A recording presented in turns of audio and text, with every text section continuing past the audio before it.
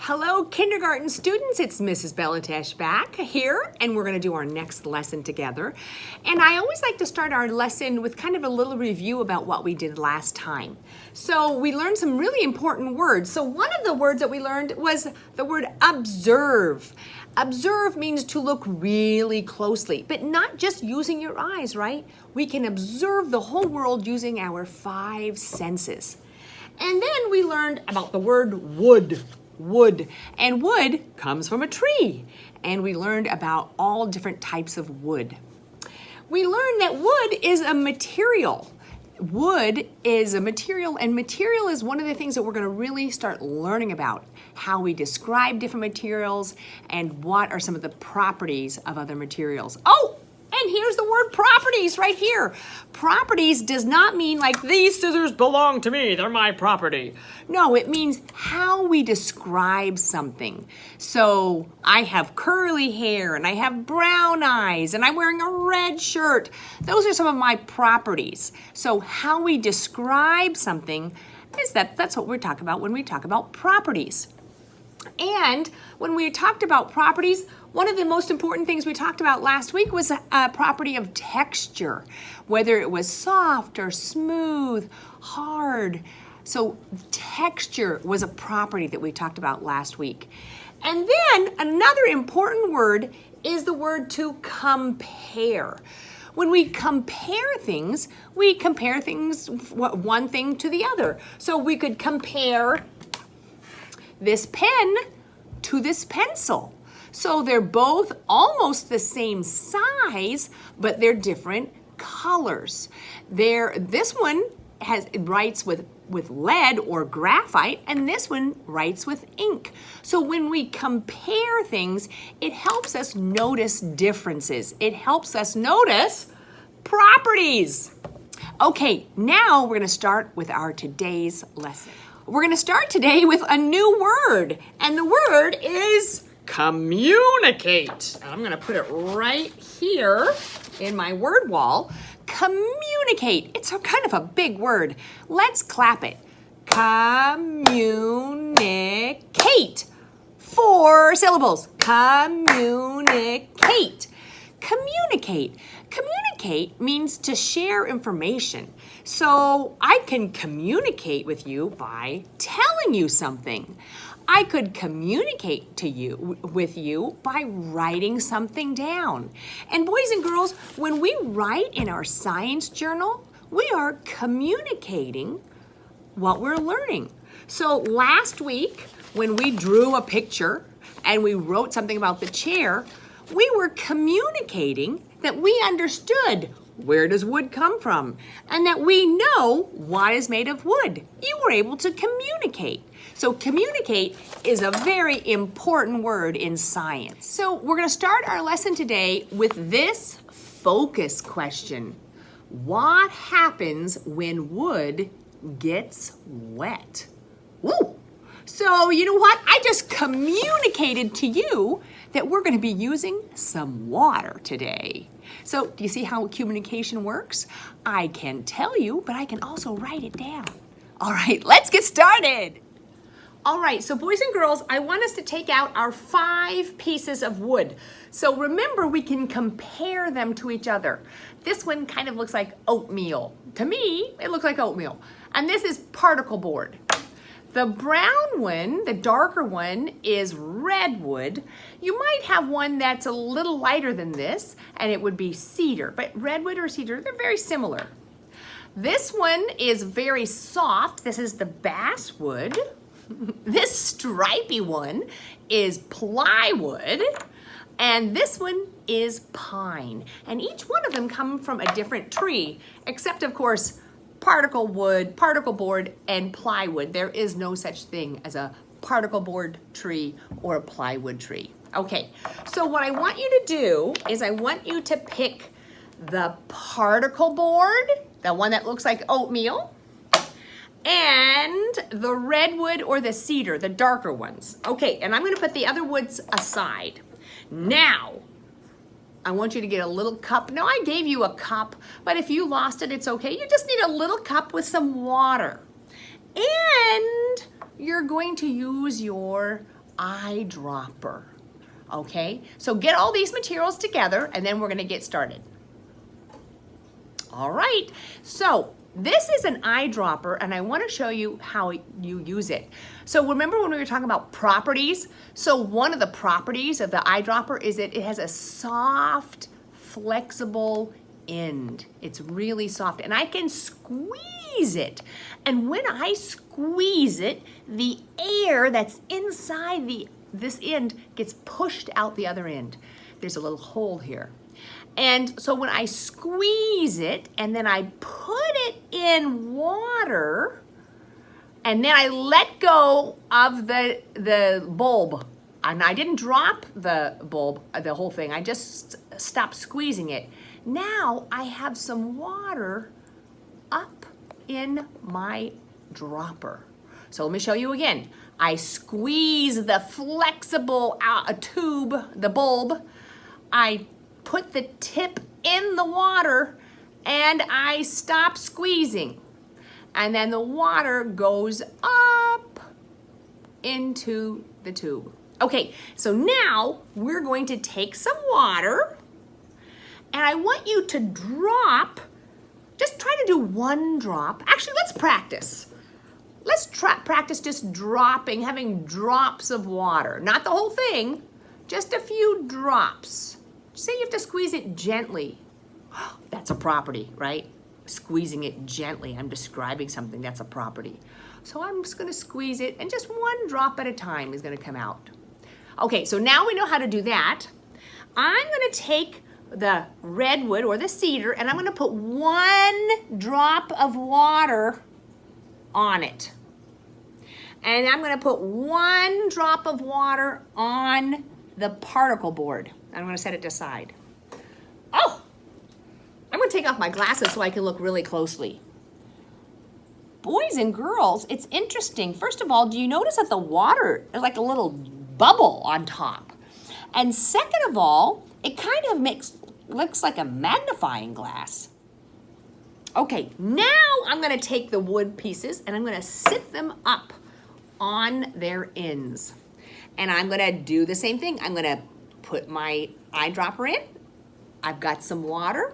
I'm gonna put a drop on the end of each one. And I'm gonna let it sit there a little bit.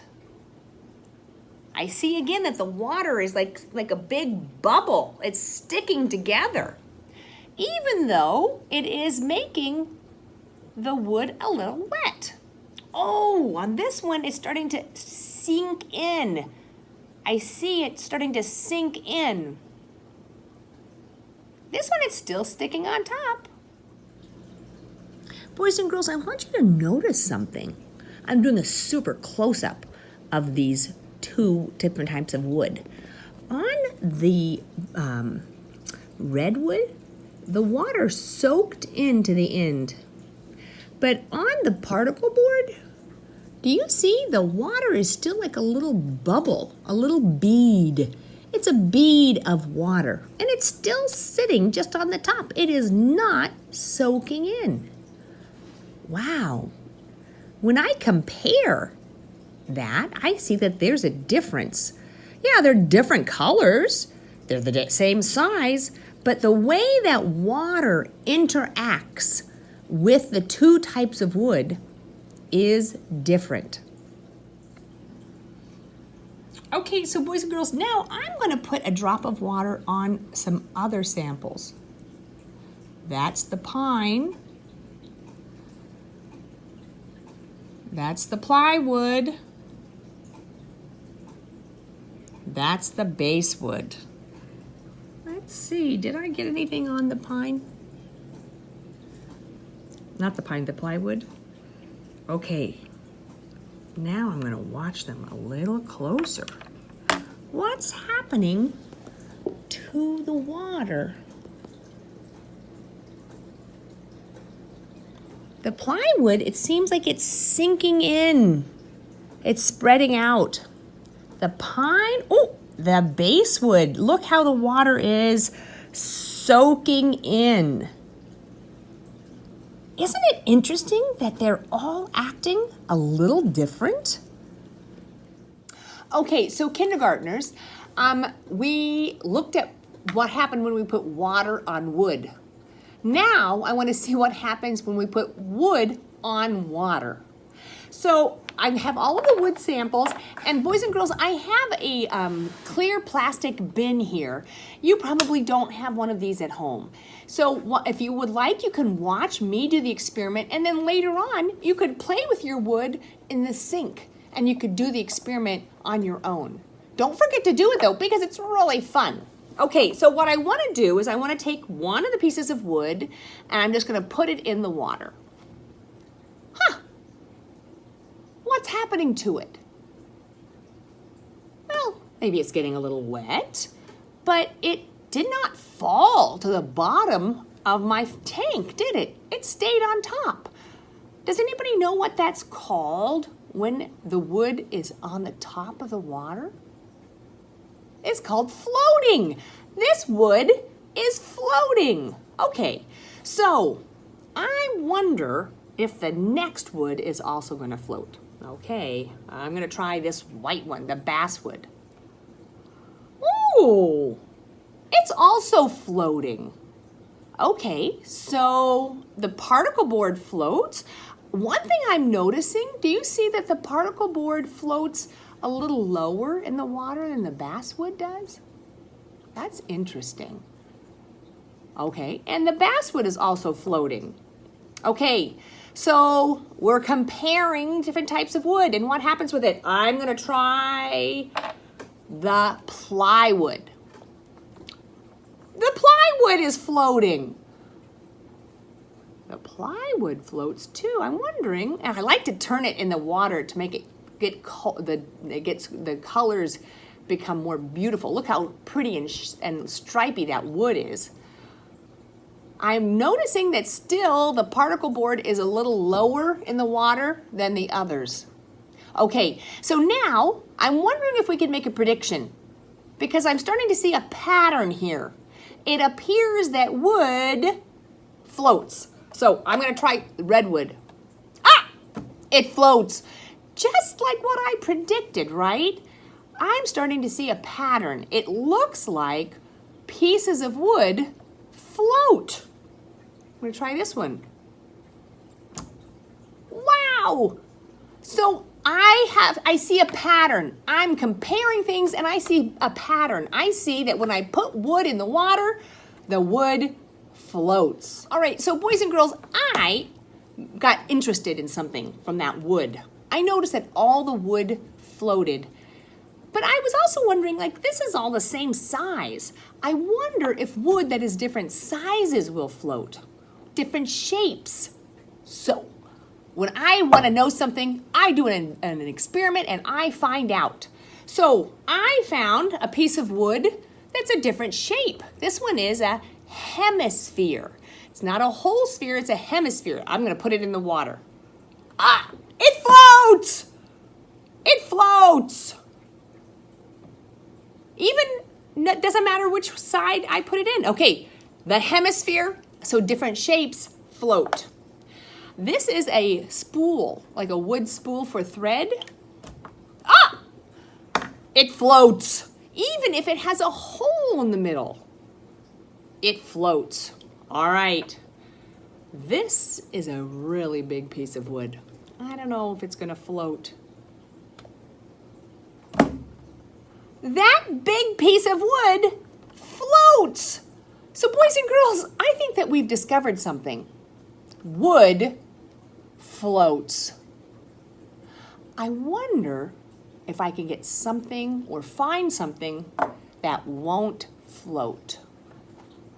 I have a shell. Now the shell is kind of this, almost the same shape as this hemisphere. I'm going to put the shell in the water. Oh, the shell is not floating. It went to the bottom. What is that called? Sinking. My shell sank. My wood floats. All right. That was so much fun. I love putting things in water. Boys and girls, when you take a bath at night, if you take a bath, Put different things in the bathtub. Make sure your parents say it's okay. But see which things float and which things sink. It's kind of interesting. And before you actually do it, make a prediction. Make a guess. Do you think this is going to float or do you think it's going to sink? That's what scientists do. And you guys are great scientists. Okay, so I want us to get our science notebook again. And I'm going to open up the page. There's my first page. And I'm going to go to the second page. What happens when wood gets wet? To help you with your science notebook, if you want, where the question is, what happens when wood gets wet? I have some beginning sentences that you can use. You could write, the wood, so the wood looks. And you can copy that from me if you'd like. The wood looks, and then use your own ideas. Did you think the wood looks dark? Did you think the wood looks shiny? Did you think the wood looked grainy? Do you remember last week we talked about the grain of the wood? So one sentence you might want to have is the wood looks dark or the wood looks shiny. Or you could write about the water. You could say the water beads. Do you remember when he saw that little bubble? That was a bead of water. You could say the water soaks into the wood because sometimes the water soaked in and sometimes it beaded up.